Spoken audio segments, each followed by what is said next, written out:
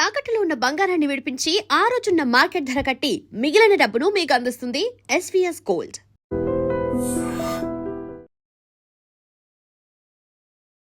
పద్మాలయ బ్యానర్ని స్థాపించాలన్న ఆలోచన ఎవరికి వచ్చింది, ఎందుకు వచ్చింది? రామారావు నాగేశ్వరరావు లెవెల్తో ఎట్ పార్. కష్టమో నష్టమో మనమే. కృష్ణ గారు ఒకే సంవత్సరంలో 15-16 సినిమాలు చేశారు ఆయన. సో అప్పట్లో అదొక పెద్ద ప్రపంచం. ఎవ్రీ ఇయర్ 10, 12 కొన్ని సంవత్సరాలు నిద్రపోయేవారు ఆయన. 7 స్టార్ట్ చేసేవాళ్ళు ఆ రోజుల్లో. పద్మాలయ స్థాపించిన తొలి సినిమానే ఫ్లాప్. పెట్టిన పోయింది. మోసగాళ్ళు తీసే సమయానికి మీ దగ్గర రూపాయి లేదు. భయపడలేదు. అదే కదా ధైర్యం కృష్ణ గారి పేరుకి. సాహసం ఆయన ఊపిరిగా. తను డబుల్ యాక్షన్లో చేసుకోవాలనుకున్న దేవుడు చేసిన మనుషులు. దాంట్లోకి ఎన్టీఆర్ని ఎందుకు తీసుకున్నారు? ఎన్టీఆర్ని తీసుకొని మళ్ళీ అదే సినిమా వల్ల ఎన్టీఆర్తో ఎందుకు గొడవ పడాల్సి వచ్చింది? జయాంధ్ర మూవ్మెంట్ మెటాస్ పానల్ పాటలు కూర్చొని గవర్నర్ రిప్రజెంటేషన్ ఇచ్చి డొనేషన్స్ అన్ని కలెక్ట్ చేసి రైస్ పంపించాము. కృష్ణ గారు సపోర్ట్ చేశారని జయాంధ్ర ఉద్యమానికి. ఖైదీ సినిమా కృష్ణ గారిదే. కొన్ని కారణాల వల్ల లాస్ట్ మినిట్ లో చిరంజీవి గారు వచ్చి చేరారు ఖైదీలో. బ్యాక్ డ్రాప్ లో ఏం జరిగింది మీకు తెలుసు? అట్లా చాలా ఉంటాయి. అమితాబ్ బచ్చన్ గారితో ఓ సినిమా చేయాలని చెప్పి ఓ ప్రయత్నం చేశారు. కానీ 6 నెలల పాటు మిమ్మల్ని తిప్పుకొని నేను సినిమా చేయను అని చెప్పి అమితాబ్ బచ్చన్ గారు చెప్పారట. పొలిటికల్ సినిమా చేద్దామని తెలుగులో చేశాం కదా, అట్లాంటి సినిమాలు నేను చేయను అని ఒక. ఏర్నర్ గారితో కూడా రాజమౌళి గారితో బ్యాండ్ వరల్డ్ మూవీ చేస్తున్నారు మహేష్ బాబు గారు. సో ఏ స్థాయిలో ఉండబోతుంది సినిమా? ఏగా పెట్టే సినిమా తీసినాడు సక్సెస్. మంచి సినిమా అవుతుంది దాని గురించి.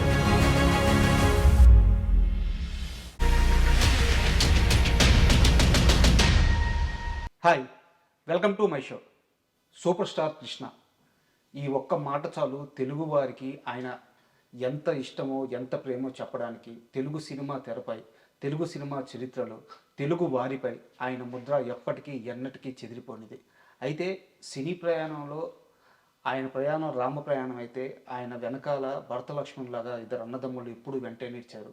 వారిలో ఆదిశేషగిరిరావు గారు ఈరోజు మనతో ఉన్నారు. ఆదిశేషగిరిరావు అంటే కేవలం కృష్ణ గారి తమ్ముడు మాత్రమే కాదు, పద్మాలయ స్టూడియోస్ని తన భుజస్కంధాలపైన వేసుకొని కొన్ని దశాబ్దాల పాటు ముందుకు నడిపిన గొప్ప వ్యక్తి.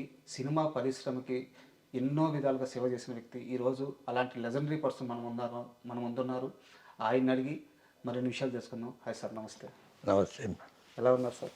బాగున్నాను సార్. ఇంటర్వ్యూ స్టార్ట్ చేసే ముందుగా సినిమా పరిశ్రమతో మీ ప్రయాణం కొన్ని దశాబ్దాల పైన, అంటే నా వయసు దాంట్లో సగం. మీలాంటి పెద్దల్ని ఇంటర్వ్యూ చేసే అవకాశం రావడం నిజంగా అదృష్టంగా భావిస్తున్నాను. ఈ మొత్తం ఇంటర్వ్యూలో ఏమన్నా తెలిసి తెలియక నేను తప్పులు మాట్లాడితే క్షమించండి. అదేం పర్లేదు. I'm open, you can ask anything. Sir, super star Krishna గారు తొలిసారిగా హీరో అయ్యారు అని తెలిసినప్పుడు మీ ఆనందం, మీ ఇంట్లో అమ్మగారి ఆనందం, నాన్నగారి ఆనందం, అసలు ఆయన తొలిసారి హీరో అయిన క్షణాలను ఒకసారి గుర్తు చేస్తారు. మీకు ఎలా తెలిసింది? చాలా ఆనందం. ఆయన స్టూడెంట్ డేస్ నుంచే ఫిల్మ్ ఇండస్ట్రీకి వెళ్ళాలని అనేక ప్రయత్నాలు చేయటం. ఆదుర్తి సుబ్బారావు ఆ రోజున కొత్త ఆర్టిస్ట్ కావాలని ఒక అడ్వర్టైజ్మెంట్ వేయటం. దానికోసం ఆయన స్పెషల్గా స్టిల్స్ ఇట్లానే ప్రోగ్రామ్ చేసి స్టిల్స్ పంపించారు, క్యాజువల్ స్టిల్సే. దాంట్లో వాళ్ళు అనేక మందిని పిలిచి 2 నెలలు 3 నెలలు సెలక్షన్ ప్రాసెస్. దాంట్లో ఫైనల్గా 4-6 నిలిచిన తర్వాత ఫైనల్గా 2 సెలెక్ట్ చేశారు. సెలెక్ట్ చేశారనే అనౌన్స్మెంట్ వచ్చినప్పుడు ఆనందంగా ఫీల్ అయ్యారు ఇంట్లో అందరు. దాని వెనకాల కృషి ఉంది. మా మదరు, ఫాదరు సపోర్టు అవన్నీ ఉండేవి. అండ్ కృష్ణ గారి హీరో కాకముందు ఆయనకి సీనియర్ ఎన్టీఆర్ అంటే చాలా ఇష్టం. ఆయన సినిమాలకి మీరు, మీ అన్నదమ్ములందరూ వెళ్ళేవారు అని చెప్పి చెప్తారు. కృష్ణ గారు సినిమాల్లోకి రావడానికి ఇన్స్పిరేషన్ ఎవరు? రావడానికి ఆయనే ఇన్స్పిరేషన్. ఆయనకైనా ఇన్స్పిరేషన్. జనరల్గా ఆయన కాలేజ్ డేస్లో ఏలూరు చదివేటప్పుడు కానీ, తెనాల్లో ఉన్నప్పుడు కానీ, ఆ రోజుల్లో నాగేశ్వరరావు మామూలుగా సినిమా రిలీజ్ అప్పుడు కానీ, వజ్రోత్సవాన్ని కానీ అట్లా వచ్చేవారు. ఆయన చూసి అనుకునేవాడు మనం కూడా ఎప్పటికన్నా అవ్వాలి అని. అట్లా తర్వాత ఏలూరు కాలేజీలో చదివేటప్పుడు కూడా కాలేజీకి ఒకసారి ఆయన నాగేశ్వరరావు వచ్చారని. సార్ ఆయన ఇట్లా మనం కూడా ఆర్టిస్ట్ ఇంత క్రేజ్ ఉంటే మనం వెళ్ళాలి అనే ఇంట్రెస్ట్ అక్కడ కలిగింది సినిమా ఇండస్ట్రీలో. స్వతహాగా ఆయన రామారావు గారి అభిమాని ఫస్ట్ నుంచి. ఓకే. అంటే యాక్షన్ పిక్చర్స్, జయసింహ, పాతాళ భైరవి ఇట్లాంటి సినిమాలు చూసి సార్ ఆయనకి అభిమానిగానే ఉండేవాడు. ఆయన మెటాస్ వెళ్ళినప్పుడు కూడా ఆయన కలిశారు. సీతారాం కళ్యాణం చేస్తున్నప్పుడు ఇంకా ఏజ్ రావాలి బ్రదర్, మీ వాయిస్ మెచ్యూర్ అవ్వాలి అని ఇట్లా సలహాలు ఇచ్చేవారు.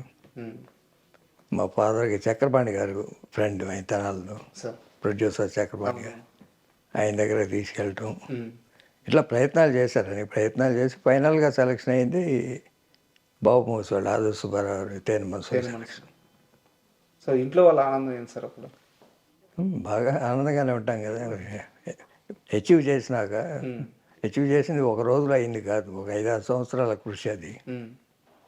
ఫైనల్గా అచీవ్ చేశాడు. సార్ కృష్ణ గారి కెరీర్ని మలుపు తిప్పిన సినిమా అంటే గూఢాచారి 116 అనుకోవచ్చు. అవును. ఆ సినిమా తరువాత ఒకే సంవత్సరంలో 15-16 సినిమాలు చేశారు ఆయన. సో అప్పట్లో అదొక పెద్ద ప్రపంచం. అవును. అంత ప్రయాణాన్ని, అంటే అంత కష్టాన్ని ఎలా తట్టుకున్నారు ఆయన? అంటే గూఢచారి సినిమా రిలీజ్ అవ్వగానే, గూఢచారి థర్డ్ పిక్చర్, ఫస్ట్ పిక్చర్ కన్ని మనసులు, తేనె మనసులు, తర్వాత కన్ని మనసులు, గూఢచారి రెండు ఒక సంవత్సరం వచ్చినాయి. సార్ గూఢచారితో ఒక స్టార్డమ్, కొత్త రకం picture, James bond picture, first time Indian screen మీద రావటం, సార్ అది తెలుగులో. ఆ రోజున వాళ్ళు సాహసం చేసింది నిర్మాతలు, ఒక కొత్త ఆర్టిస్ట్ తోటి అంత పెద్ద పిక్చర్ చేయటం. ఆ సినిమా రిలీజ్ అయిన తర్వాత అప్పటికి నేను అప్పుడే మెడ్రాస్లో కాలేజీలో ఫస్ట్ ఇయర్ జాయిన్ అయ్యాను. సార్ ఆ రోజు దగ్గర నుండి చూసిన చాలామంది నిర్మాతలు, పెద్ద పెద్ద నిర్మాతలు అందరూ కూడా అప్రోచ్ అయ్యారు సినిమా. అంటే ఏవిఎం లాంటి సంస్థలు కానీ, ఆ రోజున ఉన్న పెద్ద చిత్ర నిర్మాణ సంస్థలన్నీ చాలా వరకు అప్రోచ్ అయ్యారు. కృష్ణ గారితో సినిమా అంటే ఒక సినిమాతో అంత స్టార్డమ్ వచ్చింది అనేది. సార్ అదే సార్, ఒక 15-16 సినిమాలు తర్వాత గూఢచారి తర్వాత ఒక 1 yearలో చేసేసారు. ఇక ఎవ్రీ ఇయర్ అట్లా వెనక్కి తిరిగి చూడకుండానే వచ్చినాయి సార్. ఎవ్రీ ఇయర్ 10, 12, కొన్ని సంవత్సరాలు 15, 18 కూడా అయినాయి. నిద్రపోయేవా ఆయన? అసలు టైం కొన్ని సంవత్సరాలు లేదు, కొన్ని సంవత్సరాలుగా లేదు, నిద్ర లేదు. అంటే మార్నింగ్ 7 స్టార్ట్ చేసేవాళ్ళు ఆ రోజుల్లో, 1 o'clock. మళ్ళీ మధ్యాహ్నం ఇంకో షిఫ్ట్ 2 o'clock నుంచి 9. కొన్ని రోజులు అవసరం అయితే నైట్ 10 to 2. మళ్ళీ మార్నింగ్ 5 కల్లా లేచి వెళ్ళాలి. ఒక 3-4 గంటలు మాత్రం నిద్ర ఉండేది అంతే. అంటే నైటు కొన్ని రోజులు ఉండేది, బట్ ఎవ్రీడే మార్నింగ్ 6 నుంచి నైట్ 9-10 వరకు షూటింగ్స్ 100%. కొన్ని రోజులు నైట్ కూడా ఉండేవి. నా దగ్గర వెరీ ఇంట్రెస్టెడ్ క్వశ్చన్ ఒకటి ఉంది సార్. అంటే మీరు పద్మాలయ స్థాపించి 1970కి దానికి వెళ్ళే ముందు, ఇది కాస్త నేను ఇంకా ముందుకెళ్ళి అడుగుతున్నాను. మామూలుగా కృష్ణ గారి ఫ్యాన్స్ అంటే ఊర మాస్ అని చెప్పి ఒక ముద్ర ఉంది. కానీ కృష్ణ గారు సినిమాలు చేసినన్ని రోజులు, ఇన్ని దశాబ్దాలు కృష్ణ గారి ఫ్యాన్స్ అసోసియేషన్స్ కానీ వారి ఫ్యాన్స్ని కానీ హ్యాండిల్ చేసింది ఆదిశేషగిరిరావు. వాళ్ళు అంత మాసుగా ఉండడానికి కారణం ఆయనే. వాళ్ళకి ఆయన ఇచ్చే ధైర్యమే, వాళ్ళపైన ఆయన చూపించే ప్రేమే అని చెప్పి చెప్తూ ఉంటారు. కృష్ణ గారి ఫ్యాన్స్ ఊర మాసగా ఉండడానికి కారణం ఏంటి? వాళ్ళు యాక్షన్ పిక్చర్స్ చేయటం, యాక్షన్ పిక్చర్స్ చేసేటప్పుడు మాసే ఎక్కువ అవుతారు ఫ్యాన్స్గా. దాంట్లో ఏంటంటే కొంచెం ఎక్కువ ముస్లిమ్స్ ఎక్కువ ఫ్యాన్స్, 100% ఆయన ఫ్యాన్సే ఉంటారు ముస్లిమ్స్. మీరు ఎప్పుడైనా చూస్తే సార్, అంటే వాళ్ళంతా కూడా ఏంటంటే మామూలుగా ఈ యాక్షన్ పిక్చర్స్కి బాగా అట్రాక్ట్ అయ్యేవాళ్ళు. గుంటూరు కానీ, కర్నూలు కానీ ఇట్లాంటి టౌన్స్లో. సార్ దానికి మొట్టమొదటి నుంచి మాస్లో నుంచి వచ్చిన హీరో కాబట్టి రామారావు ఏదో పౌరాణికాలు సినిమాలు చేసేవాళ్ళు, నాగేశ్వరరావు ఫ్యామిలీ పిక్చర్స్ చేసేవాళ్ళు, సోమబాబు గారు కూడా అట్లా ఫ్యామిలీ పిక్చర్స్. కృష్ణ గారు ఫస్ట్ నుంచే మాస్ పిక్చర్లు ఎక్కువ చేశారు. బట్ మీరు ఆయన కెరీర్ చూస్తే మాస్ పిక్చర్లు ఎన్ని సక్సెస్ అయినాయో, ఫ్యామిలీ పిక్చర్లు అంతకన్నా పెద్ద పెద్ద హిట్స్ ఉంటాయి. అవును. మామూలుగా విలేజ్ బ్యాక్గ్రౌండ్ ఉన్న సినిమాలు కానీ లేకపోతే ఫ్యామిలీ పిక్చర్లు కానీ 12 కాపురం లాంటి సినిమా. 12 చాలా ఉన్నాయి. అవునవును. అట్లానే మామూలుగా ఇల్లు ఇల్లాలని ఇట్లాంటి ఫ్యామిలీ ఓరియంటెడ్ సినిమాలు అట్లాంటి సక్సెస్ చాలా ఎక్కువ ఉన్నాయి. సార్. మాస్ హీరోగా ముద్రపడింది కానీ ఉమ్. ఫ్యామిలీ పిక్చర్లో ఎక్కువ సక్సెస్ ఉంది ఆయనకి. అయితే మా పెద్దవారు అంటే అప్పట్లో అనేవాళ్ళు, నాకు బాగా గుర్తు సార్, ఎన్టీఆర్ గారి ఫ్యాన్స్ 10 మంది ఉన్నా, కృష్ణ గారి ఫ్యాన్స్ 5-6 మంది ఉన్నా ఒకటే, వాళ్ళు ఇచ్చే ఇంపాక్ట్ వీళ్ళు సగం మంది ఉన్నా ఇచ్చేస్తారు. అంటే ఆ సినిమా సెలబ్రేషన్స్ కానీ అప్పట్లో ఇద్దరిది బాగా పోటాపోటీ ఉండేది కదా. అవును, ఉండేది. ఎంతవల్లే డౌన్ టార్డన్ నుంచి వచ్చిన వాళ్ళే ఎక్కువ మంది ఫ్యాన్స్ ఆయనకి. ఆ అభిమానం ఎప్పుడు పోదు. ఇప్పటికీ మీరు చూస్తే ఆ రోజుల్లో 20 ఏళ్ళప్పుడు 15 ఏళ్ళప్పుడు ఫ్యాన్ అయిన వాళ్ళు ఉమ్. ఇప్పుడు 60-70 ఏళ్ళు ఉన్నా ఆయన అట్లానే ఉన్నారు తప్ప కరెక్ట్ సార్. ఇప్పటికీ మొదలు వేసుకునే తిరుగుతూ ఉంటారు. అవును. నాకు చాలామంది by name I can mention ప్రతి ఊళ్ళోనూ ఉమ్. ఇప్పటికీ వాళ్ళు కృష్ణ ఫ్యాన్స్గానే మొదలుపడతారు. ఆయన 20 ఏళ్ళు అయింది యాక్ట్ చేయడం మానేసి. ఉమ్. అయినా సరే కృష్ణ అభిమానిగా పిలుచుకోవడమే వాళ్ళకి ఆనందం. ప్రతి జిల్లాలో ఉన్న చాలా మంది వాళ్ళందరినీ పేరు పేరు పెట్టి పిలవగల గుర్తు, జ్ఞాపకము, అసోసియేషను, ట్రావెల్ ఆదిశేషగిరిరావుకు మాత్రమే ఉంది అని చెప్తారు. కరెక్టే. నేను కూడా ట్రావెల్ అయ్యాను కదా వాళ్ళతోటి 40-50 ఏళ్ళుగా ఉమ్. ట్రావెల్ అయ్యాను కాబట్టి వాళ్ళు మా ఏ ఫంక్షన్స్ ఉన్నా పిలుస్తాను. ఉమ్. వాళ్ళు ఏ ఫంక్షన్స్ ఉన్నా అప్పుడు పిలిస్తే వాళ్ళ ఊరు వెళ్తాను నేను. అంటే లాయల్టీ అనేది ఒకటి ఉంటుంది సార్. మీరు అన్నారు 20 సంవత్సరాలు అయింది ఆయన నటించడం మానేసి, బట్ వాళ్ళు ఇప్పటికీ కృష్ణ గారి ఫ్యాన్స్గా ఉండడానికే ఇష్టపడతారు అని చెప్పేసి మహేష్ బాబు గారు ఒక ఫంక్షన్లో మాట్లాడుతూ, నాకు ఉన్న ఫ్యాన్స్ అంటే మా ఘట్టంనేని ఫ్యాన్స్ ఇంకా ఎవరికి ఉండరు ఇలాంటి ఫ్యాన్స్. ఎందుకంటే వాళ్ళు వేరే ఎవరిని ఇంతలా అభిమానించరు. సినిమా బాగుంటే నెత్తిన పెట్టుకుంటారు, సినిమా బాగలేకపోతే బాగలేదు అందరికంటే ముందు వాళ్ళే చెప్తారు. అది కృష్ణ గారి నుంచి అట్టాగే వస్తుంది. అవును. సో ఒక లాయల్ ఫ్యాన్స్ అనమాట కృష్ణ గారి ఫ్యాన్స్ అంటే, ఘట్టంనేని ఫ్యాన్స్ అంటే. అవును, వాళ్ళు జనరల్గా వాళ్ళు ఎప్పుడైనా వాళ్ళ దగ్గర నుంచి ఫీడ్బ్యాక్ తీసుకుంటారు. ఆయన సినిమా బాగున్నా బాగలేకపోయినా ఎట్లా చేస్తే బాగుంటుందని అది కూడా చెప్తుంటారు అప్పుడప్పుడు. అన్నీ కూడా ఆయన ఎప్పుడు ఏదో క్రిటిసైజ్ చేశారని ఎప్పుడు ఫీల్ అవ్వడు. సార్, ఎవరి దగ్గర ఉన్నా అది మంచి కానీ చెడు కానీ స్వీకరిస్తారు ఆయన. ఫ్యాన్స్ గురించి ఆయన ఎలా ఆలోచిస్తారు సార్? కృష్ణ గారు ఎలా ఆలోచించేవారు ఫ్యాన్స్ గురించి? ఫ్యాన్స్ గురించి బాగా ఎన్నోసార్లు చెప్పాడు, ఈ జన్మలో తీసుకోలేని రుణం రా మీదని. 1970లోకి వెళ్తే అప్పటికి మీరు ఇద్దరు హీరోలతో, అంటే వాళ్ళు అప్పటికి హీరోలు కాలేదు, ఒక ఇద్దరితో రూమ్లో ఉండేవాళ్ళు, రూమ్మేట్స్ వాళ్ళిద్దరు. మీకు తర్వాత కాలంలో వాళ్ళిద్దరు హీరోలు అయ్యారు. ఎవరు వాళ్ళిద్దరు? 70కి ముందు నేను అడుగుతుంది. 70 ముందు కాదు, 66లో. 66. నేను కృష్ణరాజును చంద్రమోహన్. మీ ముగ్గురు రూమ్మేట్సా? ఎలా ఉండేవారు సార్ ముగ్గురు? నేను కాలేజీకి వెళ్ళేవాడిని, వాళ్ళు అప్పుడు రంగుల రాట్నం సినిమా తీసేవాడు చంద్రమోహన్, కృష్ణరాజం చిలకూరు, ఇంకా ముగ్గురు ఒక చోటే ఉండేవాడు.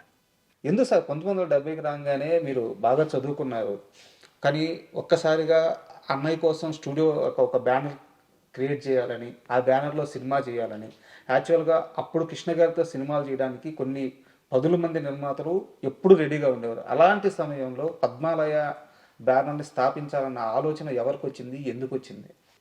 ముగ్గురు బ్రదర్స్ కూర్చొనే మాట్లాడుకున్నాం. అప్పటికి రామారావు నాగేశ్వరరావు సినిమాలు కొంచెం పెద్ద ప్రొడ్యూసర్లు ఉండేవాళ్ళు, పెద్ద పిక్చర్లు తీసేవాళ్ళు.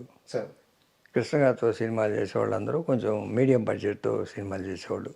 ఓకే, అంటే సెకండ్ ర్యాంక్ పిక్చర్స్. ఈ first rank pictures, second rank pictures. మనం సొంత బ్యానర్ అయితే కొంచెం బడ్జెట్ పెంచి తీయచ్చు, మంచి సినిమాలు తీయాలి అనే ఉద్దేశంతో రామారావు నాగేశ్వరరావు లెవెల్తో ఎట్ పార్ నిలబడేట్టు ఉండాలి అనే ఉద్దేశంతోనే మనం మీద మనం పెద్ద బడ్జెట్ పెట్టుకోవడానికి బయట ప్రొడ్యూసర్లు ఆలోచిస్తారు కదా, ఈ ఆర్టిస్ట్కి ఎంత బడ్జెటే అనేది. దాన్ని మించిపోవాలంటే కొంచెం పెద్ద సినిమాలు తీయాలంటే మనం సొంతంగానే ట్రై చేద్దాం అని రామారావు అప్పటికే ఎన్ఏటి మాకు స్ఫూర్తి. జనరల్గా రామారావు ఎన్ఏటి సంస్థతోనే ఆయన పెద్ద ల్యాబ్లోకి వెళ్ళారు. ఓకే, విజయ ప్రొడక్షన్స్ ఒక పక్క జరుగుతున్న ఆయన ఎన్ఏటి ఫస్ట్ సినిమాలు 1-2 ఫెయిల్ అయినా కూడా పిచ్చి పొల్లయ్య, తోడు దొంగలని తర్వాత చేసే సినిమాలు పెద్ద సినిమాలు చేశారు. జయసింహ మీరు చూశారు లేదు, పాండురంగ భాష్యం, తెలుసు. సీతారామ కళ్యాణం, ఇట్లా పెద్ద పెద్ద సినిమాలు చేసి ఒక లెవెల్కి తీసుకెళ్ళారు. ఉమ్. అట్లా మనం కూడా చేయాలి అనే ఉద్దేశంతోనే మేము మోసగాడు చేసిన, 12 కాపురం చేసిన, ఆయన దేవుడు చేసిన మనసు, సీతారామరాజు, పాటి పంటలు, ఇట్లా వరుసన మీరు చూస్తే ఇయర్ ఆఫ్టర్ ఇయర్ కరెక్ట్. ఓ పెద్ద సినిమా. ఆ రోజు నా దసరా పుల్లోడితో పోటీ పడాలని 12 కాపురం తీసిన, ఉమ్. ఏదో ప్రేమనగర్తో పోటీ పడాలని మేము దేవుడు చేసిన మనసులు తీసిన, ఉమ్. వీటన్నిటికన్నా మించి సీతారామరాజు తీసిన. ఉమ్. అవన్నీ సొంత బ్యానర్ వల్లే సాధ్యమైంది. సీతారామరాజు ఇంకో ప్రొడ్యూసర్ చేయమంటే చేయలేడు కదా. అంతే కదా. అవును. మనం కష్టమో నష్టమో మనమే భరించి చేద్దాం అనే ఉద్దేశంతో ఉమ్. నిర్మించిన సంస్థే పద్మాలయం. సార్ నేను ఇక్కడ నెంబర్ గేమ్ గురించి మాట్లాడట్లేదు, బట్ మైండ్ సెట్ గురించి మాట్లాడుతున్నాను. నేను అందరికంటే పైన ఉండాలి, నేను ఒకటి సాధించాలి, ఇలాంటి ఒక కసి ఆలోచన ఆయనలో ఎప్పుడు రగులుతూ ఉండేదే? ఇంకోళ్ళకన్నా మించిపోవాలని కాదు, ఇంకోళ్ళకన్నా ఆ లెవెల్ కన్నా ఉండాలి మనం అనేది ఉంది, ఎప్పుడు ఆ కసి ఉండేది. ఉమ్. సినిమా నిర్మాణంలో ఉమ్. అయితే యాక్టింగ్ చేసినా, బయట ప్రొడ్యూసర్లు చేసినా ఏదో ఉన్నంతలో ఉన్నాంలే చాలులే అనే ధోరణి అయితే కాదు. లేదు. ఉమ్. ఎట్పారు ఉండాలి, లేకపోతే పైకి ఒకళ్ళ ఏదైనా బాక్స్ ఆఫీస్ హిట్ వస్తే దానికన్నా పెద్ద హిట్ తీయాలి మనం ఉమ్. అనే దాంట్లోనే ఉండేది ఎప్పుడు. బట్ ఆ ప్రయాణంలో చాలా దెబ్బలు తిన్నారు కదా. పద్మాలయ స్థాపించిన తొలి సినిమానే ఫ్లాప్. అంటే ఫ్లాప్ మీన్స్ ఫ్లాప్ పెట్టిన పోయింది, డబ్బులు పోయింది. మోసగాలు తీసే సమయానికి మీ దగ్గర రూపాయి లేదు. భయపడలేదా? భయపడలేదు. అదే కదా ధైర్యం. కృష్ణ గారి పేరుకి ఉమ్. ధైర్యం ముందు ఉంటుంది అనేది ఎందుకు ఉంటుంది ఇప్పటికి. సాహసానికి సాహసమే ఆయన ఊపిరి.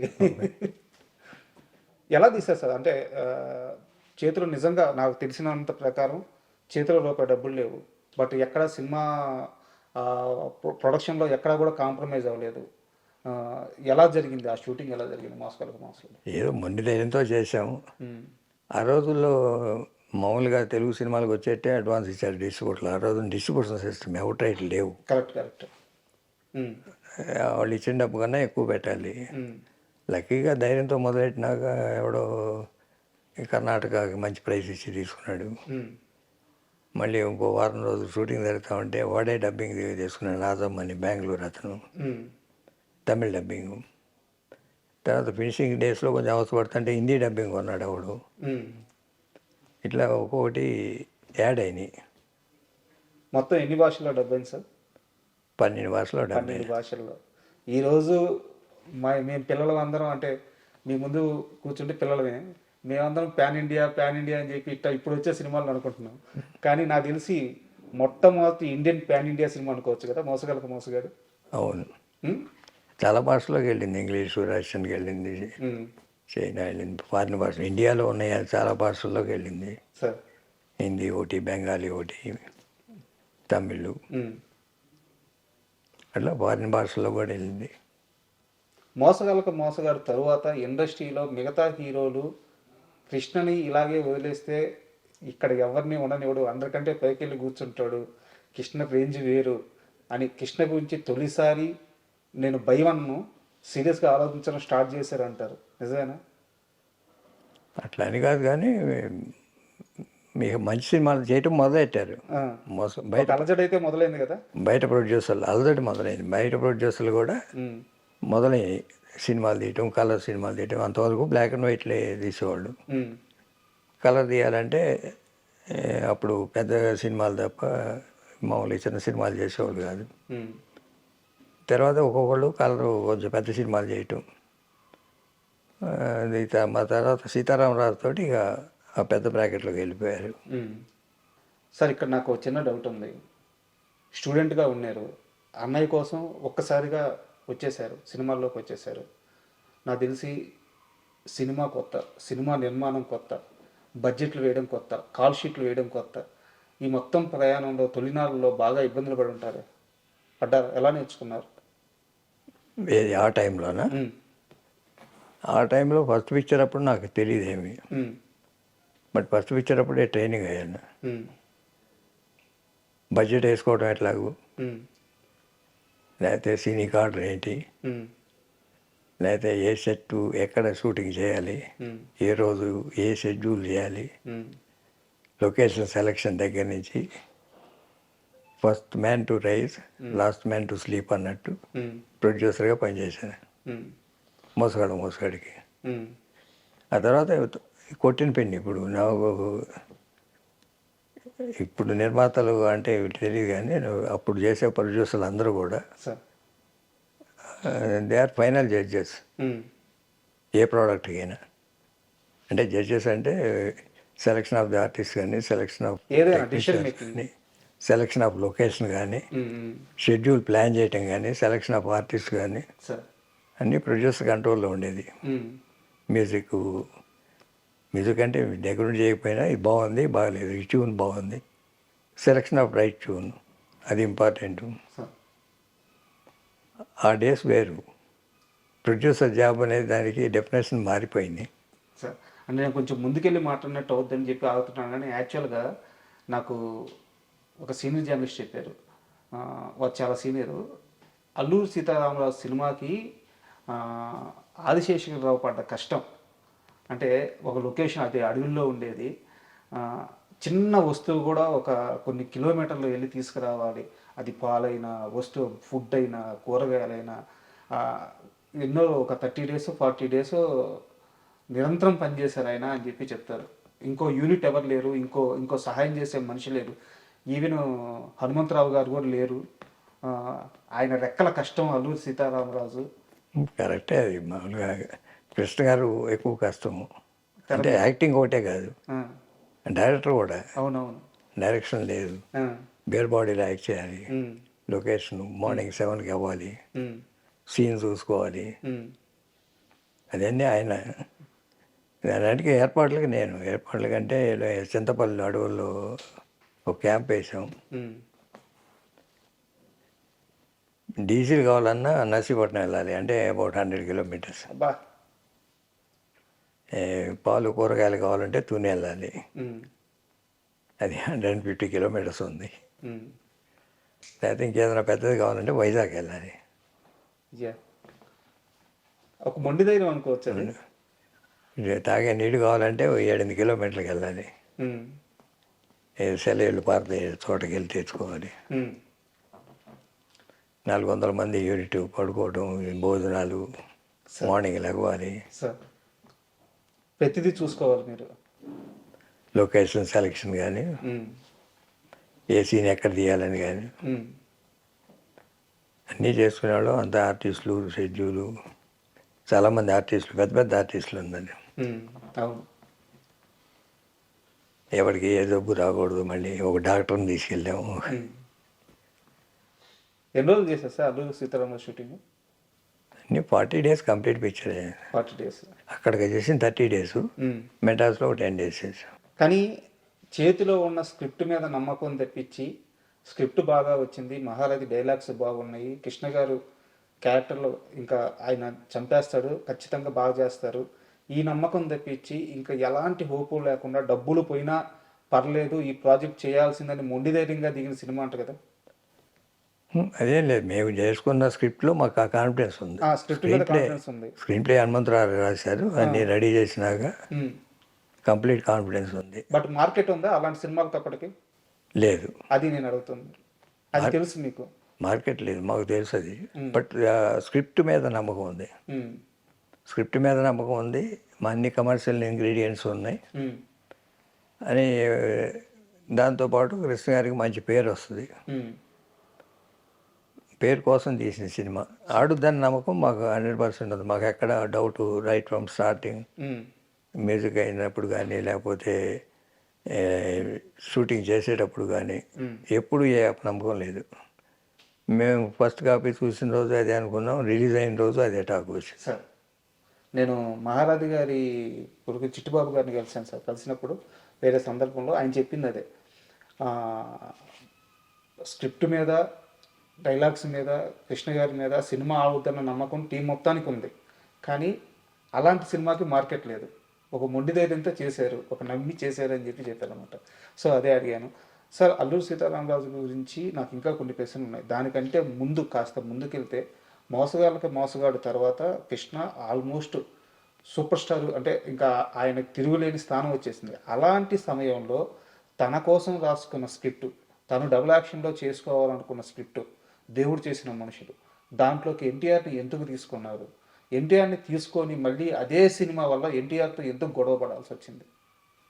ఎన్టీఆర్ అంటే ఇప్పుడు పండంటి కాపురం నెక్స్ట్ కృష్ణ గారు రామారావుని ఎప్పుడు అభిమానించేవాడు ఫస్ట్ నుంచి. ఉమ్, ఎప్పుడైనా మోసగాడు సినిమా ఆయనకు చూపించారు. ఉమ్, చూపించినప్పుడు రిలీజ్ ముందు ప్రొజెక్ట్ ప్రివ్యూలు వేసే టైం ఆ రోజులు, ఇప్పుడు ఎవరు చూడలేదు కానీ ఆ రోజులు సినిమా చూసి చాలా బాగుంది బ్రదర్, బాగా చేసావు, కానీ ఒక సెక్షన్ ఆఫ్ ఆడియన్స్ మిస్ అవుతావేమో సినిమాకి అన్నారు. అని లేడీస్ సెక్షన్ ఉమ్.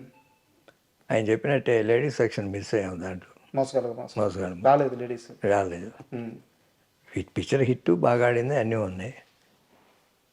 ఆ ఉద్దేశంతోనే నెక్స్ట్ ఏదైనా ఫ్యామిలీ సినిమా చేద్దామని పండంటి కాపురం చేసాం. ఉమ్, పండంటి కాపురం ఆల్ సెక్షన్స్ లేడీస్ మాస్ అందరి హిట్ అయినప్పుడు ఆయన 100 Days ఫంక్షన్కి చీఫ్ గెస్ట్గా పిలిస్తే బెజవాడ వచ్చారు. ఉమ్, అక్కడ థియేటర్లోనే కృష్ణ గారు మీతో సినిమా చేయాలని ఉంది బ్రదర్ అంటే అన్నగారంటే ఆయన వెంబటే అక్కడ స్పాంటేనియస్గా అనౌన్స్ చేశాడు, నేను నెక్స్ట్ పద్మాలయలో కృష్ణ గారు సినిమా చేస్తున్నాను, కృష్ణతో సినిమా అని. ఎన్టీఆర్ గారు. ఎన్టీఆర్ ఆ, ఆ తర్వాత ఏదో ఆంధ్ర స్టేషన్ గొడవలో ఆంధ్ర ఆయన సపోర్ట్ చేయటం, వాళ్ళు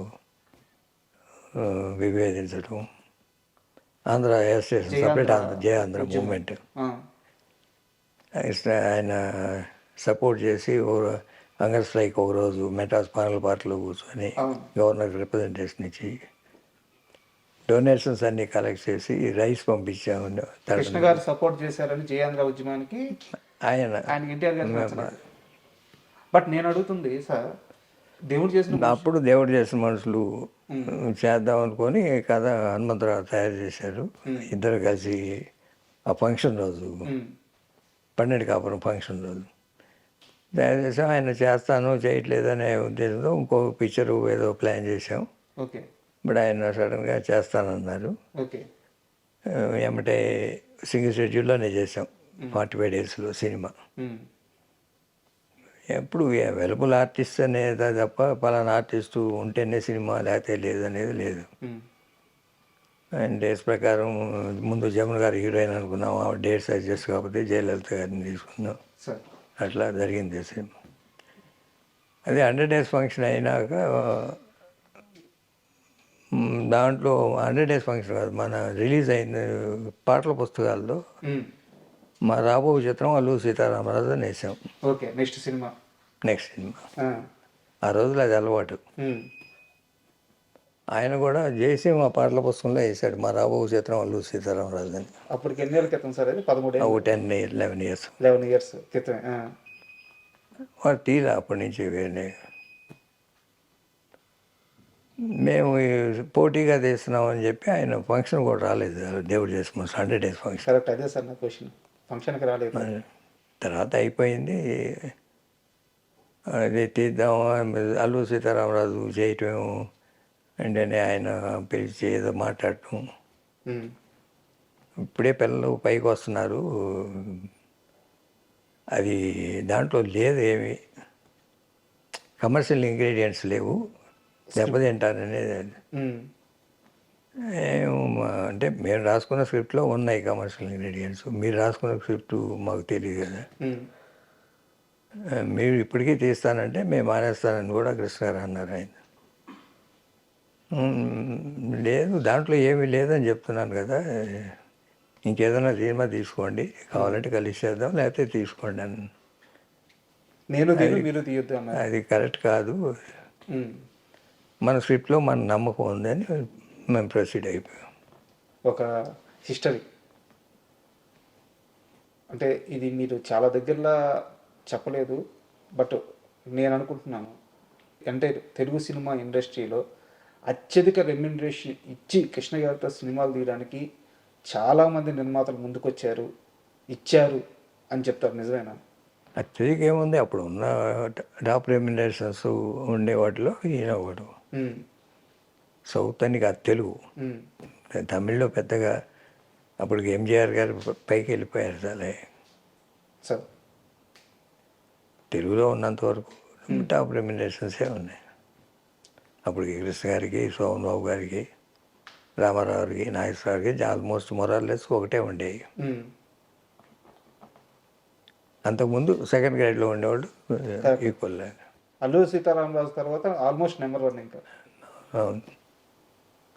కానీ sir Alluri Sitaramaraju climax sir, ఆ డైలాగ్స్, కృష్ణ గారు చెప్పిన తీరు, ఆయనే డైరెక్షన్, అంటే ఈ తరం పిల్లలకి, రాబోయే తరం పిల్లలకి అసలు అల్లూరి సీతారామరాజు గురించి తెలియాలంటే ఆ సినిమా ఒక నిఘంటు అయిపోయింది. మీరు కానీ ఆ రోజు సాహసం చేసి అల్లూరి సీతారామరాజు సినిమా తీయకపోయి ఉంటే ఇప్పుడు చాలామంది పిల్లలకి ఇంత గొప్పగా అయితే తెలిసేది కాదు. మీరు కొట్టింది ఒక సక్సెస్ మాత్రమే కాదు, ఒక తరానికి ఒక వీరుడు గురించి గుర్తుండిపోయేలా చేశారు అన్ని తరాలకి. అవును, ఈ చరిత్రలో ఆయన క్యారెక్టర్ నిలిచిపోయింది కదా ఆ సినిమాతో. లేకపోతే అల్లూరి సీతారామరాజు అంటే జనానికి పెద్దగా అవును, ఈ స్థాయిలో తెలిసేది కాదు. దానికి చాలామంది ఫ్రెండ్స్, భీమవరం రాజులు వీళ్ళందరూ కలిసేటప్పుడు ఉమ్, మాటల్లో అంటుంటారు, ఆయన సినిమా తీయకపోతే ఆయన చరిత్ర అక్కడితో ఆగిపోయేదేమో, తెలిసేది కాదు భావితరాలు. కానీ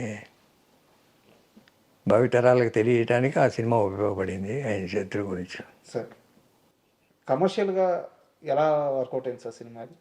కమర్షియల్గా పెద్ద హిట్ కదా ఆ రోజున. ఉన్న కమర్షియల్స్ అన్నిటినీ దాటి కలెక్ట్ చేసింది ఇండస్ట్రీ రికార్డు. సో అంత కష్టపడి, అంత ఇష్టపడి, అంత మొండిగా సినిమా తీశారు కదా సార్ అల్లూరి సీతారామరాజు. సినిమా అంత పెద్ద హిట్ అయిన తర్వాత కృష్ణ గారి రియాక్షన్ ఏంటి? ఏం మాట్లాడారు మీతో? హ్యాపీగా, అంటే మాకు ఒక డౌట్ ఉంటే కదా, సినిమా స్టార్టింగ్ రోజు నుంచి సినిమా ఫినిషింగ్ దాకా డౌట్ లేదు. రిలీజ్ అయినప్పుడు డౌట్ లేదు, రిలీజ్ అయినప్పుడు థియేటర్లో చూసినప్పుడు డౌట్ లేదు. ఎప్పుడైనా మేము అనుకున్న దానికన్నా ఇంకా బెటర్ అయిందేమో అనే ఫీలింగే తప్ప ఎక్కడ ధైర్యపడింది లేదు.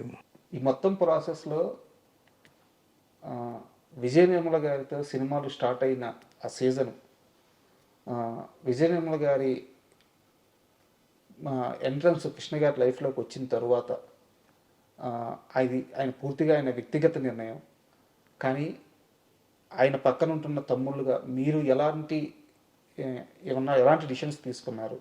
దాన్ని ఎలా హ్యాండిల్ చేశారు? ఎంత సున్నితంగా హ్యాండిల్ చేశారు? అది ఎప్పుడూ కాంట్రవర్సీ చేసుకోలేదు, అది ఆయన వ్యక్తిగత నిర్ణయం. అంతేగాని ఆయన ఫ్యామిలీని ఏమి నెగ్లెక్ట్ చేయలేదు. అది సార్ నిర్ణయం అయిపోయినాక చేసుకున్నారు. మా వదిన ఇందిరాదేవితో కానీ పిల్లలతో కానీ అందరూ బాగా మెయింటైన్ చేసేవారు కార్డియల్ రిలేషన్. శ్రీరామ గారితో అది దాంపత్య జీవితం కన్నా ఒక స్నేహభావంతోనే ఉండేది ఎక్కువ. దాంపత్య జీవితం అంతా ఇందిర గారితోనే. తర్వాత మహేష్ బాబు పుట్టిన ప్రియ, ఈ దాంపత్య జీవితం అంతా వీటితోనే గడిపారు. సార్ అయితే ఆ సమయంలో ఇదంతా అల్లరి కాకుండా చాలా సున్నితంగా జరిగిపోవడానికి ప్రధానమైన కారణం మీ అమ్మగారు అంటారు, నిజమేనా? మా అమ్మగారు ఎలా హ్యాండిల్ చేశారు ఆ సిచ్యువేషన్? అందరికీ నచ్చ చెప్పారు, ప్రాబ్లమ్స్ రాకుండా. కోడలకి ఎలా నచ్చ చెప్తున్నారు? అన్నీ అందరితోనూ బాగా మెయింటైన్ చేశారు ఆవిడ ఉన్నంతకాలం. బట్ ఇది నిజమో కాదో నాకు తెలియదు సార్, నేను వినింది అడుగుతున్నాను. మీకు సమాధానం చెప్పాలనిపిస్తే చెప్పండి, లేకుంటే లేదు, వదిలేసేయండి. ఫ్యామిలీ మొత్తం మీద హనుమంతరావు గారు మాత్రం ఈ విషయంలో కాస్త ఎక్కువ అపోజ్ చేశారు. తర్వాత అన్న మాటకి ఎదురు చెప్పలేక, అన్న నిర్ణయానికి ఎదురు చెప్పలేక ఆయన మౌనం వహించారు అంటారు, నిజమేనా? కరెక్ట్, అసలు ఆయన ఎప్పుడు ఇన్వాల్వ్ అవ్వలేదు. ఓకే. అండ్ 90s 80s తరువాత పద్మాలయ కృష్ణ గారికి దూరం అయిందా? అంటే దూరం అయిందా మీన్స్ ఏంటంటే కృష్ణ గారితో సినిమాలు చేయడం కంటే కూడా బాలీవుడ్లో ఎక్కువ సినిమాలు చేశారు. అది మీరందరూ ముగ్గురు అన్నదమ్ములు కలిసి తీసుకున్న నిర్ణయమా? ఎందుకు బాలీవుడ్కి వెళ్ళారు, కృష్ణ గారితో సినిమాలు తగ్గించారు 80s తర్వాత? తగ్గించడం అంటూ లేదు, కానీ ఎక్స్పాండ్ అవ్వాలి అని పద్మాలయాన్ని విశ్వవ్యాప్తం చేయాలనే ఉద్దేశంతో ఉమ్, కృష్ణ గారితో పెద్ద పెద్ద సినిమాలు చేసే పెద్ద పెద్ద నిర్మాతలు చాలామంది వచ్చేసారు అప్పటికి. ఉమ్, మీరు 80స్లో మీరు చూస్తే 70స్లో పద్మాలయ పిక్చర్లే ఎక్కువ సక్సెస్ ఉంటాయి కృష్ణ గారితో. అవును. 80s వచ్చేటప్పటికి చాలా బయట పిక్చర్లు కూడా పెద్ద పెద్ద సక్సెస్ లేని. మేము కూడా పద్మాలయ కూడా 80స్లో 7-8 సినిమాలు ఎవ్రీ ఇయర్ ఒకటి ఉంటుంది. ఉమ్, ఎవ్రీ ఇయర్ 2-3 మనమే చేస్తే బయట ప్రొడ్యూసర్కి సాటిస్ఫై చేయలేం కదా ఉమ్, అనే ఉద్దేశంతో హిందీకి ఎక్స్పాండ్ చేసాం. హిందీ కానీ మలయాళం, తమిళ్, ఉమ్, బెంగాలీ ఆ పీరియడ్ అంతా మీరు అంటే 80s. 80స్లో ఒక 10 ఇయర్స్లో 60 సినిమాలు తీసాం అవును. ఏ భాషలో అయినా కానీ. కానీ 1980s మాత్రమే, అంటే ఆ 10 సంవత్సరాల ఆ పీరియడ్లోనే బాలీవుడ్లో చాలా సినిమాలు చేస్తున్నారు. నేను లిస్ట్ వేస్తే 20-25 సినిమాల పైగా 30 దాకా. 30 సినిమాల దాకా ఆ 10 ఇయర్స్ పీరియడ్లో ఉంటాయి. 10 ఇయర్స్ పీరియడ్లో ఉన్నాయి. అంత ఫాస్ట్గా బాలీవుడ్లో ఎలా తీయగలిగారు? తీసాం ఎవ్రీ ఇయర్ 3 పిక్చర్స్. ఉమ్, మేము ఏ పిక్చర్ తీసినా 30 రోజులు 40 రోజులే తప్ప ఇట్లా సంవత్సరాల తరబడి ఎప్పుడు తీరా.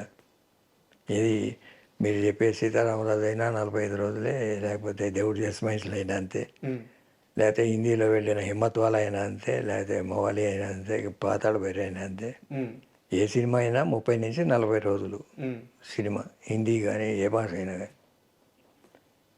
అట్లా తీసే క్రమంలో మామూలుగా హిందీలో జితేంద్ర బర్సన్ ఆయన ఎవ్రీ మంత్ ఒక 10 days పద్మాలయం రాసించేవారు. బా, ఆ, ఎవ్రీ ఇయర్ ఎవ్రీ మంత్ ఉమ్, మేము ఏ సినిమా తీస్తే ఆ సినిమా. ఉమ్, అట్లా చాలామందితో తీసాం. హిందీలో అమితాబ్ బచ్చన్తో తీశాను, గోవిందాతో తీసామని. ఉమ్, అదే గోల్డెన్ పీరియడ్ ఆ 10 years. తెలుగులో కూడా పెద్ద పెద్ద సినిమాలు ఈనాడు, ప్రజారాజ్యం, సింహాసనం, ఉమ్, ముగ్గురు కొడుకులు, కొడుకు దిద్దిన కాపురం, నా పిలువ ప్రపంచం, ఇట్లా చాలా ఉన్నాయి. సో కాకపోతే మనమే వరుస అన్ని సినిమాలు చేయటం కరెక్ట్ అనిపించుకోదు. బయట ప్రొడ్యూసర్లు కూడా మీరు చూస్తే 80స్లో అన్ని కృష్ణ గారి పెద్ద పెద్ద హిట్స్ ఉంటాయి. అవును. చిన్న సినిమాలు కూడా ఏదో వియ్యాల వారికి అయ్యాల లాంటి సినిమా కూడా హిట్టే ఉంటుంది. ఉమ్, లేదా ఊరికి మనగాడు అని, అగ్నిపర్వతం అని బయట ప్రొడ్యూసర్లు పెద్ద పెద్ద సినిమాలు ఉన్నాయి. బంగారు భూమి, మాదే బంగారు భూమి. అలా ఆ 80s పద్మాలయ మీద పెద్ద డిపెండ్ అవ్వక్కర్ల కృష్ణ గారు. అందుకని సింహాసనం ఆయన డైరెక్షన్ చేయాలి కాబట్టి ఒక పెద్ద సినిమా చేసాం. పెద్ద సినిమా చేయాల్సినప్పుడు వచ్చి చేస్తారు. ఉమ్. కానీ ఈ ప్రాసెస్లో హిందీలో సినిమాలు తీసే టైంలో రాఘవేంద్రరావు గారితో నేను గొడవ అన్న కానీ చిన్న డిస్టర్బెన్స్ వచ్చింది పద్మాలయకి అని చెప్పి అంటారు. ఏంది ఇష్యూ ఏంది రాఘవేంద్రరావు గారితో?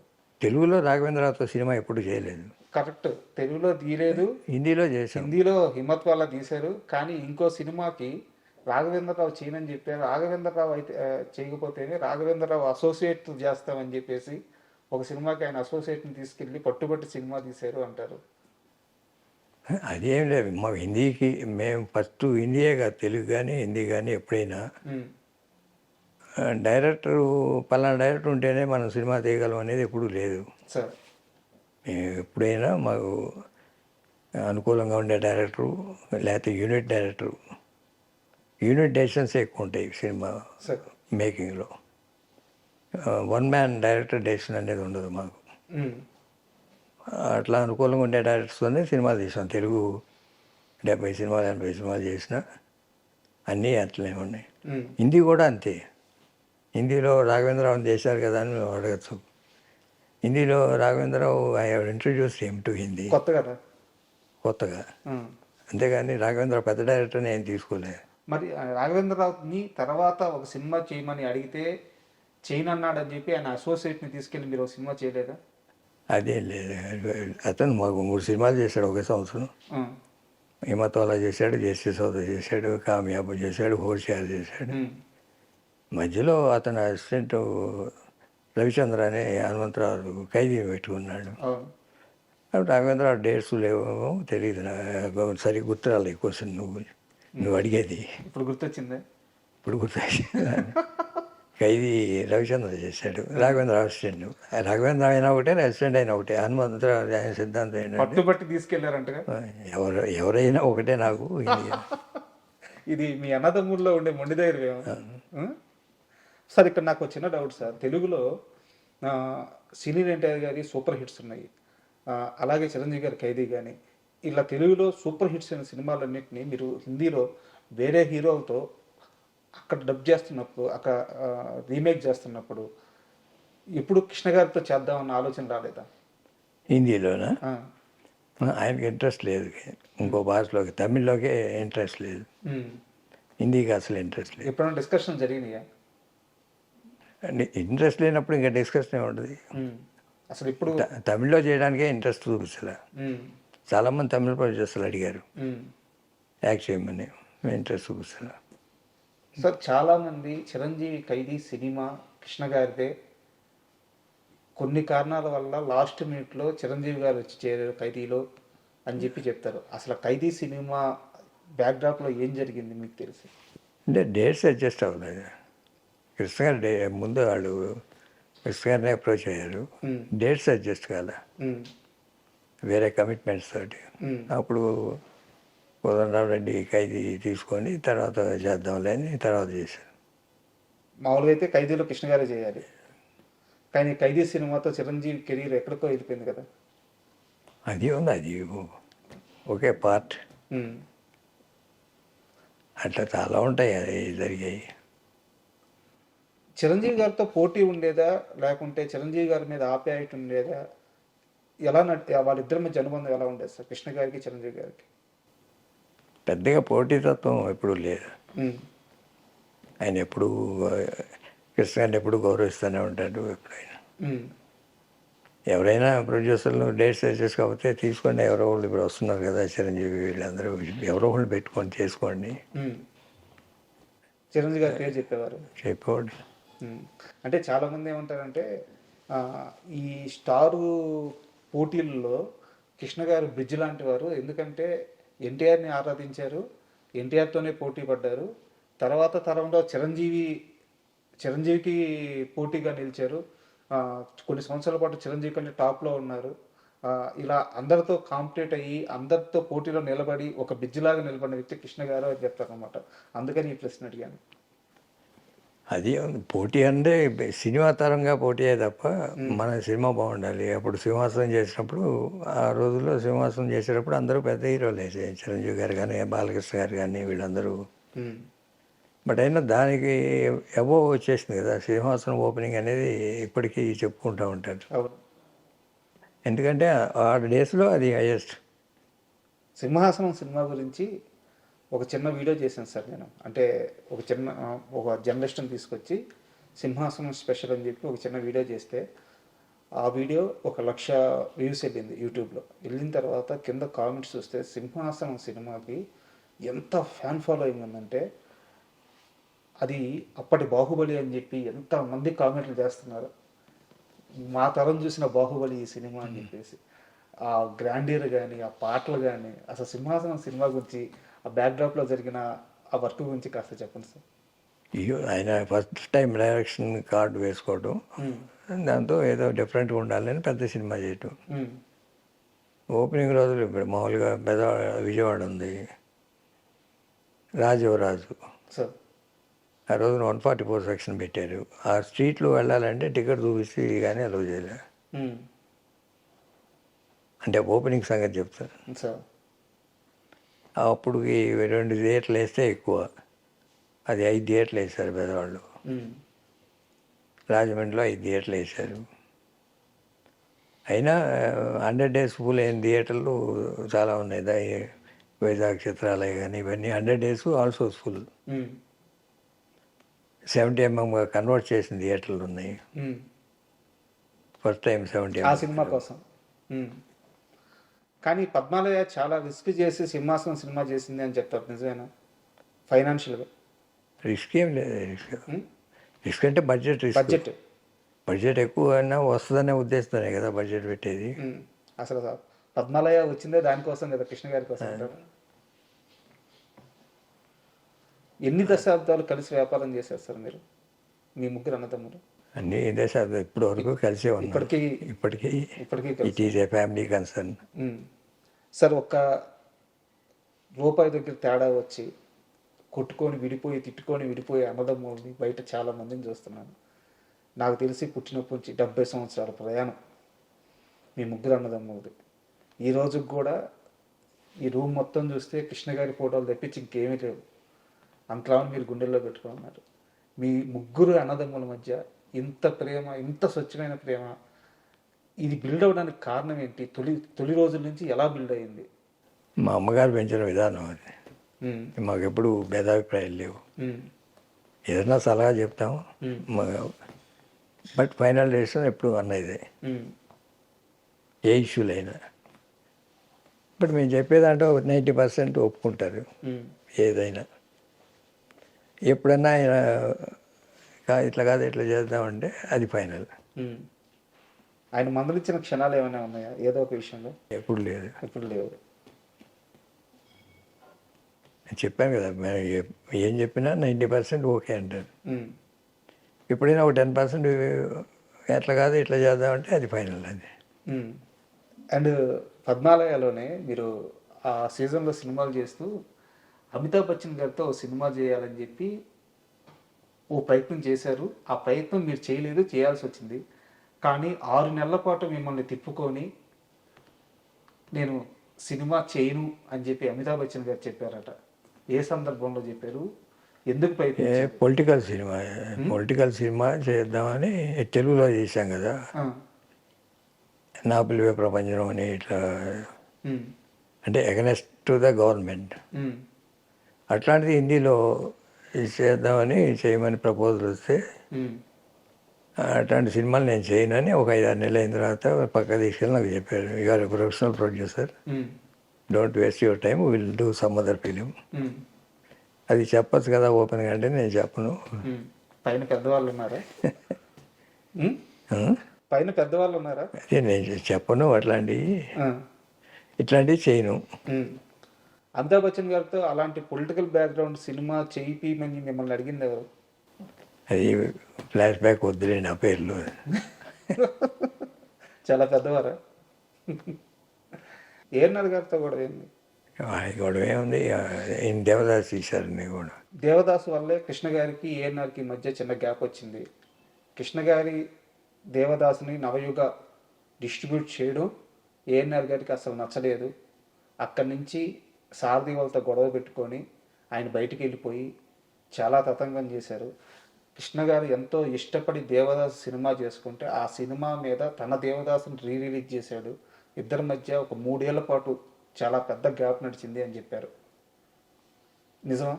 దాని మీద వేయటం కృష్ణ గారికి బాధ అనిపించింది అది. ఎందుకంటే ఇప్పుడు ఆయన నెగిటివ్ రైట్ హోల్డరు మాకు కుటుంబానికి బాగా దగ్గర వ్యక్తి. వాళ్ళు అడుగుతున్నారు నెగిటివ్ రైట్స్ మీరు తీసుకోండి అని కృష్ణ గారిని అడిగితే, ఆ సినిమాకు భయపడితే సినిమా తీయటం ఎందుకయ్యా అని అన్నారు ఈయన. ఆయన ఏదో పట్టుబట్టి ఆ సినిమా అప్పుడు రిలీజ్ చేశారని ఫీలింగ్. 3 ఏళ్ల పాటు మాట్లాడుకోలేదంట. కలిసి ఉండకపోవచ్చు, మాట్లాడుకోవట్లేదంటే మేము మెడ్రాస్లో ఉండేవాళ్ళం అప్పుడు, ఆయన ఇక్కడ ఉండేవారు. 2-3 ఏళ్ళు సినిమా కూడా లేదు ఆయనకి అప్పుడు. ఆ పీరియడ్లో గ్యాప్లో హార్ట్ ఆపరేషన్ చేసుకున్నారు. అప్పుడే తిరిగి వచ్చారు కదా, దేవదాసు రిలీజ్కి ముందు తిరిగి వచ్చారు. తర్వాత కాలంలో కలిసి మాట్లాడుతున్నారు. కృష్ణ గారిని బాగా ఇష్టపడ్డ హీరోలు అంటే ఎవరి పేరు చెప్తారు? రామారావు. ఇప్పుడు ఎన్ని స్పర్ధలు ఉన్నా ఎంత గ్యాప్ ఉన్నా కృష్ణ గారు అంటే ఇష్టం ఆయనకి. ఎందువల్ల ఆ వాత్సల్యం? అది మొట్టమొదటి నుంచి ఇద్దరికి ఒకరికాళ్ళగానే అభిమానం ఉండేది ఇండస్ట్రీకి వచ్చినప్పటి నుంచి. అది ఎక్కడికి వెళ్ళాలి, ఈ మధ్యలో భేదాభిప్రాయాలు రావచ్చు కానీ ఎప్పుడు పర్సనల్గా కోపడింది ఏం లేదు. కుటుంబ పరంగా వాళ్ళు కానీ మేము కానీ ఆ రోజుకి ఈ రోజుకి కూడా బాగానే ఉంటామని. మా పిల్లలు కానీ రామారావు అబ్బాయి పిల్లలు కానీ. కానీ సార్ మీరు ఎంత చెప్పినా నా దగ్గర ఇంకో ప్రశ్న కూడా ఉంది. ఒకానొక టైంలో కృష్ణ గారి గురించే ఎక్కువ ఆలోచించి, బ్రదర్ మీరు ఇక పైన మా సినిమాలు తీయరు కదా, మాకు మాట ఇవ్వండి అని ఎన్టీఆర్ స్వయంగా అడిగారు. అట్లా నిజమా కాదా? అదే లేదు, ఇంకేమైనా తీస్తున్నారా మా మీద సినిమాలు అనేవాడు ఆ. నవ్వుతూ. సరదాగా జరిగిన సంభాషణ. ఆ. సార్ మళ్ళీ మనం పద్మాలయ విషయానికి వస్తే మహేష్ బాబు గారితో కొడుకుదిద్దిన కాపురం ఇట్లాంటి కొన్ని సినిమాలు ఆయన చిన్నగా ఉన్నప్పుడే మీ బ్యానర్లో కొన్ని సినిమాలు స్టార్ట్ అయ్యాయి. మీరు చాలా దగ్గర నుంచి చూస్తుంటారు మహేష్ బాబు గారి యాక్టింగ్ కానీ, లేకపోతే కృష్ణ గారు అప్పుడు ఊటీకి తీసుకెళ్ళి యాక్టింగ్ చేయించుకోవడం కానీ. అసలు కృష్ణ గారి మైండ్ సెట్ ఎలా ఉండేది మహేష్ బాబు గారి విషయంలో? ఎంత పెద్ద హీరో అవుతారని ఆయన నమ్మారు? ముందు నుంచే ఎందుకు సినిమాలు చేయించారు? అంటే ముందు నుంచి రమేష్ బాబు చైల్డ్ ఆర్టిస్ట్గా చేసినట్టు మహేష్ బాబుని కూడా చైల్డ్ ఆర్టిస్ట్గా చేశారు. బట్ కొడుకు తీతిన కాపురం చేసేటప్పుడు మాత్రం పెద్ద హీరో అవుతాడని నమ్మకం మాకు వచ్చేసింది. ఆ సినిమాలో ముగ్గురు కొడుకుల్లో చిన్న వేషం వేసిన కొడుకు తీతిన కాపురంలో ఫుల్ ఫ్లెజ్డ్ క్యారెక్టర్ వేసాను. సార్ బాగా చేశాడు ఆ సినిమాలో. అంత పెద్ద ఆర్టిస్టులు కృష్ణ గారు, విజయశాంతి, మోహన్ బాబు వీళ్ళందరి మధ్యలో ఈక్వల్ పెర్ఫార్మెన్స్ ఇవ్వడం చాలా కష్టం అది. అవును. బట్ ఎక్కడ వాళ్ళకన్నా ఒక మెట్టు ఎక్కువే ఉన్నాడు కదా, ఇది ఎక్కడ తగ్గలేదు. డామినేషన్ ఉంటుంది సినిమా. డామినేషన్. ఆ సినిమాలోనేనా బైక్ స్టంట్ దూకాలంటే రియల్గా దూకేశారంట కృష్ణ గారికి చెప్పకుండా? అవును, వీరుదేవ్ గారు స్టంట్ మాస్టర్. మామూలుగా ఆయన రోపు టెక్నాలజీ తీసుకొచ్చింది ఫస్ట్ టైం ఆయన సౌత్కి. బాంబేలో చేసేవాళ్ళు. ఇప్పుడు తెలుగు సినిమాలన్నీ వాడుతున్నారు కదా, ఈ టెక్నాలజీ అక్కడి నుంచి.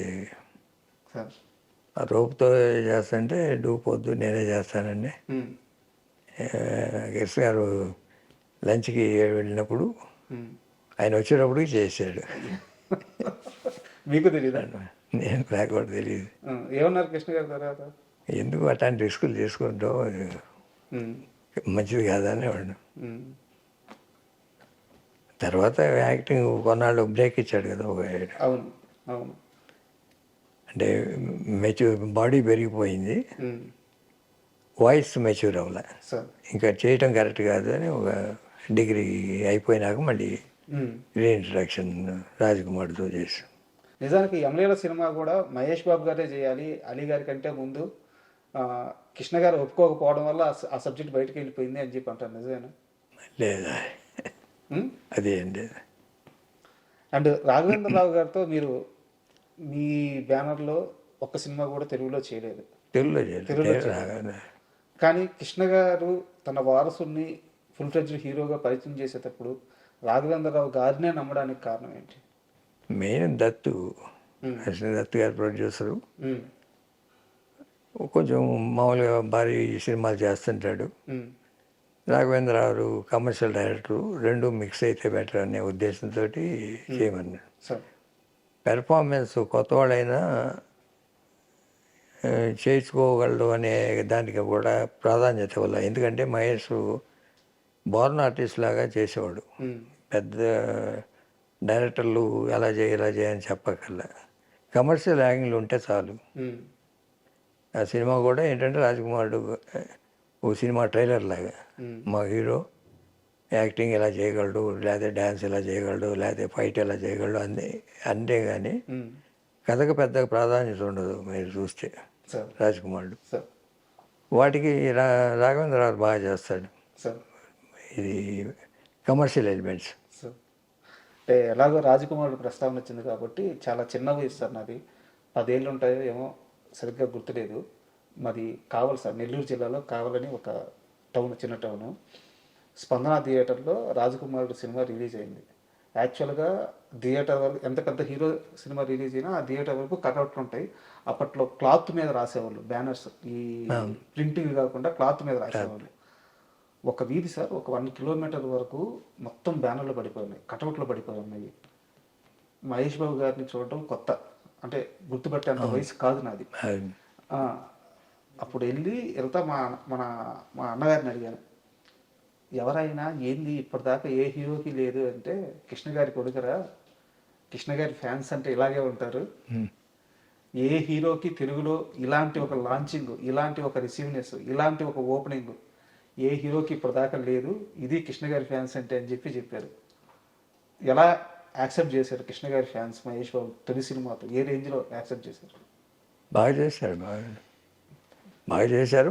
దాంట్లో డౌట్ లేదు మాకు. మహేష్ స్టార్ అవటంలో కానీ అది కొడుకు తీసిన కాపురంతోనే అయిపోయాడు. దానికి యాడ్ అవుతుంది ఇవన్నీ. అండ్ మహేష్ బాబు గారి లైఫ్లోకి నమ్రత వచ్చిన తరువాత మహేష్ బాబు గారి సంబంధించిన మిగతా అన్ని టెన్షన్లు లేకుంటే మిగతా అన్ని బాధ్యతలు పరిపూర్ణంగా ఆమె హ్యాండ్ ఓవర్ చేసుకొని ఒక అందమైన కుటుంబాన్ని నిర్మించి ముందుకు తీసుకెళ్తున్నారు అన్ని విధాల. నమ్రత గారు కోడలుగా వస్తున్నప్పుడు కృష్ణ గారు ఏం ఆలోచించారు, ఎలా రిసీవ్ చేసుకున్నారు, వారి కాపురం ఇంత అద్భుతంగా సాగద్దని ఆయన ముందే నమ్మారా? ఆ సమయంలో ఆయన మైండ్ సెట్ ఎలా ఉంది? ఆయన హ్యాపీగా ఫీల్ అయ్యేవాడు. దానికి ఎదుగుదల ఒకరోజు వచ్చింది కాదు కదా, అంచెలంచెలుగా ఎదిగాడు. తర్వాత కొన్ని పేజీలు వచ్చిన పోకి లాంటి సక్సెస్, దాంతో ముందుకెళ్ళాడు. ఎప్పుడు అతని కెరీర్ గురించి ఎప్పుడు ఏ డౌటు లేదు. కోడలతో ఎలా ఉండేవారు ఆయన? కోడలు మంచిదే కదా, ఆవిడ కూడా ఫిలిం ఇండస్ట్రీ నుంచి వచ్చింది కాబట్టి చూసుకోగలుగుతుంది. నాట్ జస్ట్ హౌస్ వైఫే కాకుండా అదర్ వర్క్స్ కూడా చూసుకోవడం మంచిదే ఎప్పుడైనా. అంటే ఎందుకు సార్ ఈ ప్రశ్న అడిగానంటే, ఇప్పుడు బయట చాలామంది హీరోలకి ఫ్యాన్స్ ఉంటారు. అందరు హీరోల ఫ్యాన్స్ మహేష్ బాబు గారిని అభిమానిస్తారు. ఎందుకంటే 4,000 మంది పిల్లలకి గుండె ఆపరేషన్, ట్రస్టులు పెట్టి కొన్ని వందల మంది అనాథ పిల్లలకి సహాయం, చివరికి సితారా పాప కూడా ఎంతమంది సహాయం చేస్తున్నారో అందరికీ తెలుసు.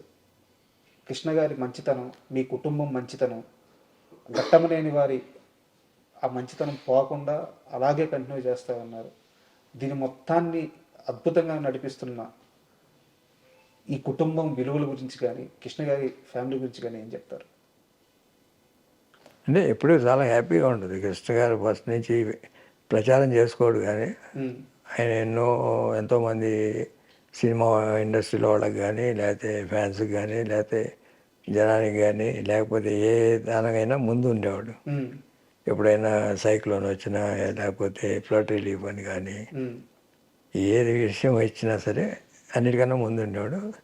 అంతకన్నా ఒక మెట్టు ఎదిగాడు మహేష్. ఏంటంటే నువ్వన్న చిన్న గుండె ఆపరేషన్ ఏదో ఒక పాయింట్ పట్టుకున్నారు. ఆ పాయింట్తో ఎంతోమందికి వైద్యం చేయించాడు.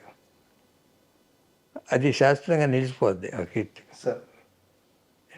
డబ్బులు ఎంత ఏమిటనేది తర్వాత చూసుకుంటే ఒక పని ఒక కార్యక్రమం నెత్తనేసుకొని అది డివేట్ కాకుండా చేస్తున్నాడు. అందుకు మనస్ఫూర్తిగా అందరూ అది అంగీకరించాలి. అప్పుడప్పుడు చూస్తుంటే నిజంగా దేవుడే మనిషి రూపంలో వచ్చాడు అనిపిస్తుంది సార్. చాలామంది చిన్న చిన్న అంటే ఏదో డబ్బులు ఇచ్చి ఆపరేషన్ చేసి వదిలేయడం కాదు సార్. హాస్పిటల్లో ఉంటే ఆపరేషన్ అయిపోయిన తర్వాత వెళ్ళి వాళ్ళని కలవడం, వాళ్ళతో ఆ పిల్లలతో ఆ తల్లిదండ్రులతో మాట్లాడడం. ఈవెన్ నమ్రత గారు కానీ మహేష్ బాబు బిజీగా ఉంటే నమ్రత గారు వెళ్తున్నారు, కలుస్తున్నారు. అంటే ఒక కుటుంబం సమాజం నుంచి ఎదిగి సమాజానికి తిరిగి ఇవ్వడం అంటే ఇది కదా నిజమైన శ్రీమంతుడు అంటే. సార్ అలా అనిపించింది సార్. అండ్ ఇంకో వారసుడు ఎప్పుడు రాబోతున్నారు? ఇంకో వారసుడు ఎంట్రీ ఎప్పుడు ఉంది? జయకృష్ణ బాగున్నాడు మనిషి. జరుగుతుందా షూటింగ్? 70% అయిపోయింది. నెక్స్ట్ మంత్ 15th కల్లా అయిపోద్ది picture. Summer release. Ashwini Dutt గారు, కిరణ్. సబ్జెక్ట్ చాలా బాగుంది, మంచి సబ్జెక్ట్. మీరు విన్నారా? విన్నాను. యాక్చువల్గా రమేష్ బాబు గారు సక్సెస్ అవ్వాలని కృష్ణ గారు చాలా ప్రయత్నాలు చేశారు. లాస్ట్ నాకు బాగా గుర్తిందంటే ఎన్ శంకర్ గారితో ఒక సినిమా ఎన్కౌంటర్ అని చెప్పి ఒక సినిమా చేశారు. రమేష్ బాబు గారు నేను ఇంకా సినిమా చేయను అని చెప్తే కృష్ణ గారే ఈ ఒక్కటి ప్రయత్నించు అని చెప్పి ఒప్పించి ఆ సినిమాలో నటింపజేశారు అని చెప్పి విన్నాను అనమాట. సో రమేష్ బాబు గారు సక్సెస్ అవ్వాలని కృష్ణ గారికి అంత ఇష్టం, అంత ప్రయత్నించారు. సో ఆయన వారసుడు వస్తున్నప్పుడు చాలా అంచనాలు ఉంటాయి. ఇప్పుడు ఉంటాయి, చాలా పెద్ద అంచనాలతోనే వస్తున్నాడు. సినిమా కూడా అంత బాగుంటుంది. మరి మ్యూజిక్ బాగుంది, రాజేష్ భూపతి డైరెక్షన్, హీరోయిన్ కూడా మంచి అమ్మాయి పడింది. అంత సపోర్టింగ్ కానీ అన్ని హంగులు ఉన్నాయి. కానీ రమేష్ బాబు గారితో మీకు మంచి అసోసియేషన్ అని చెప్తారు. అవును. చిన్నప్పటి నుంచి బాగా ఎత్తుకొని పెంచారంట. బాగా ఎఫెక్షన్. ఎలా తట్టుకున్నారు ఆయన చనిపోయినప్పుడు?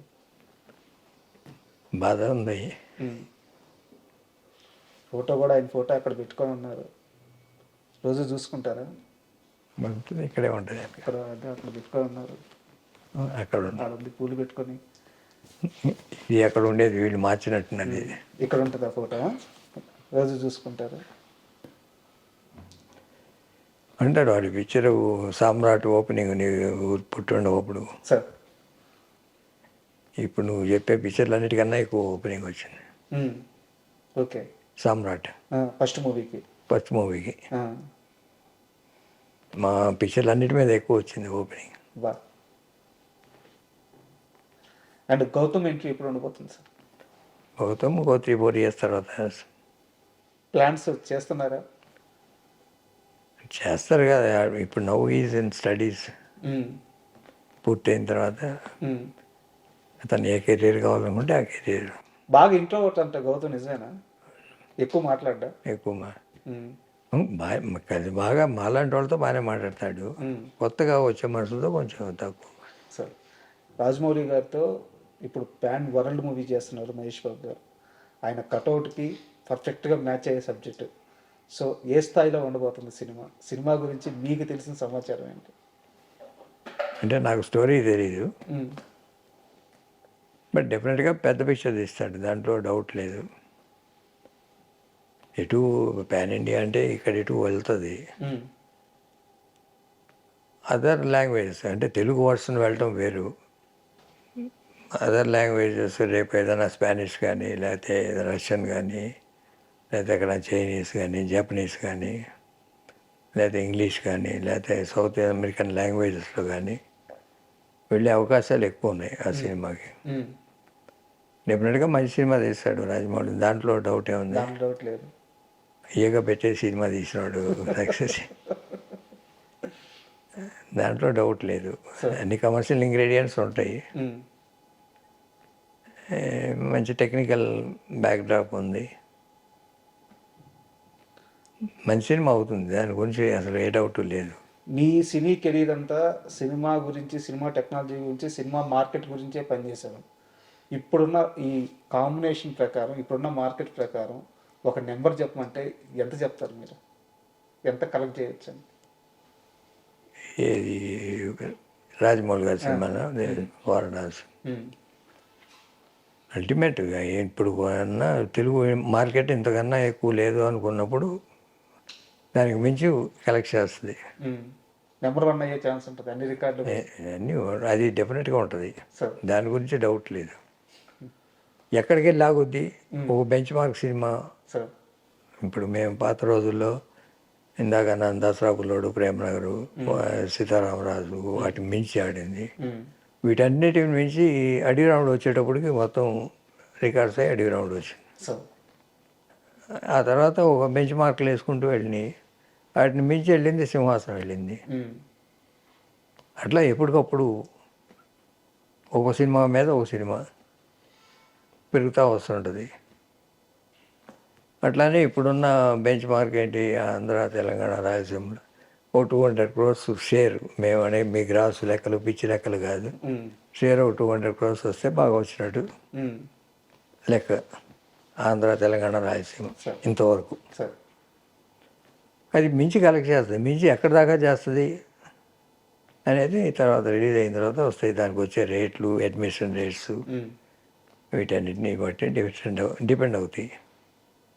Super sir. కృష్ణ గారి మరణం తరువాత ఆదిశేషగిరిరావు గారు ఏం చేస్తున్నారంటే ఏం చెప్తారు? ప్రస్తుతం ఏం లేదు, నెక్స్ట్ జనరేషన్ ఎవరు ఏం చేస్తున్నారో వాళ్ళకి సపోర్టు. అంతేగాని నేను డైరెక్ట్గా సినిమా మేకింగ్లో ఇన్వాల్వ్మెంట్ అయ్యి చాలా కాలం అయింది. నేను సినిమా మేకింగ్ ఇన్వాల్వ్మెంట్ లేదు. అంటే నెక్స్ట్ జనరేషన్స్ మహేష్ బాబు చేస్తున్నారు, లేకపోతే మందులా చేస్తుంది, పద్మ చేస్తుంది, లేకపోతే హనుమంతరావు అబ్బాయిలు హిందీ చేస్తుంటారు, అట్లా జరుగుతూనే ఉన్నాయి తప్ప నేను డైరెక్ట్ ఇన్వాల్వ్మెంట్ లేదు. ఎవరికైనా ఏదైనా కావాలంటే అడ్వైజ్ ఇస్తాను, ఫైనాన్షియల్ సపోర్ట్ కావాలంటే ఇస్తాను, అంతే. Thank you very much sir. ఎందుకంటే చాలా విలువైన సమయం మాకు అందించారు, చాలా గొప్ప విషయాన్ని తెలియజేశారు. ఇలాంటి పెద్దలతో ముందు చెప్పినట్టు ఇలా ఇంటర్వ్యూలో కూర్చోవడం నిజంగా అదృష్టంగా భావిస్తాము. Thank you very much. Thank you.